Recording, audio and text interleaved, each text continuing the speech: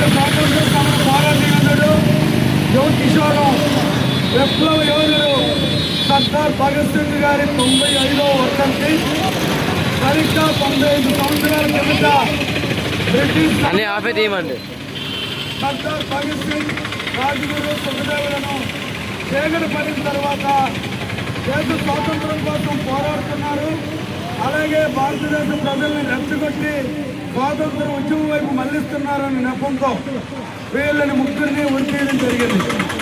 ఈరోజు అదే స్ఫూర్తితో భారతదేశంలో దేశవ్యాప్తంగా సిపిఐ శ్రేణులు సద్భావన దినంగా పాటిస్తూ సామ్రాజ్యవాద వ్యతిరేక దినంగా ఈరోజు పాటిస్తున్నారు. అమెరికన్ సామ్రాజ్యవాదులు ఈ దేశంలో ఉన్నటువంటి చమురు నిలువలు ఉన్న దేశాన్ని వాళ్ళ చేతుల్లో ఆక్రమణ చేసుకొని బలహీనపరిచి చేయడానికి పట్టుకుంటున్నారు.